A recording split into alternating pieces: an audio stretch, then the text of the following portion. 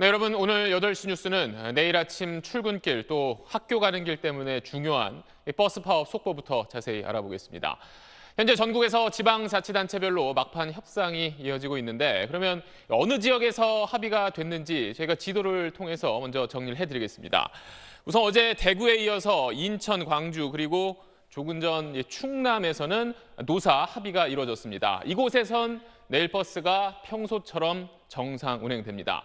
문제는 내일 첫 차부터 노조가 파업에 들어가겠다고 예고한 저희가 지금 지도에 붉은색으로 표시한 이 지역들입니다.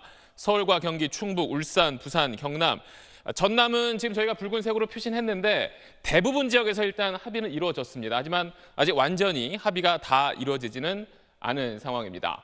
이 지역들에선 노조가 월급을 올려달라고 요구하고 있고 회사 쪽은 그러려면 지자체나 정부가 지원하거나 버스 요금을 올려야 한다는 입장입니다. 끝내 합의점을 찾지 못하는 곳에선 당장 내일 새벽부터 버스가 다니지 않기 때문에 지자체들도 대체 수단을 마련하는 데 비상이 걸렸습니다. 자, 가장 걱정되는 곳이 버스 타는 사람들 많은 수도권, 그 가운데서도 서울을 오가는 버스 노선이 많은 경기도입니다. 그래서 정부가 오늘 경기도 버스 요금을 200원 올리고 또 긴 거리를 다니는 이 빨간색 광역버스는 적자가 나면 지방자치단체가 지원해주는 준공영제를 도입하기로 했습니다. 그럼 우선 오늘 나온 정부 대책부터 보시고 현장 협상 상황 하나씩 알아보겠습니다. 한승구 기자입니다. 김현미 국토부 장관과 이재명 경기지사는 오늘 긴급 당정회의를 갖고 경기도 버스 요금을 인상하고 광역버스의 준공영제를 실시하겠다고 발표했습니다. 우선 경기도 버스 요금은 9월쯤부터 인상됩니다. 일반 시내버스 요금은 현행 1,250원에서 200원 오른 1,450원으로, 서울과 수도권을 오가는 광역버스 요금은 2,400원에서 400원 오른 2,800원이 됩니다.